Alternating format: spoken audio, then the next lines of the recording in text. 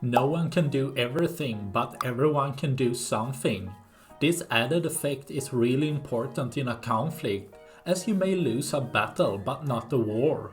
With two teenagers inside Russia being promised a prize to destroy a Russian helicopter, they set a Mi-8 helicopter on fire, showing the poor security of Russian airfields.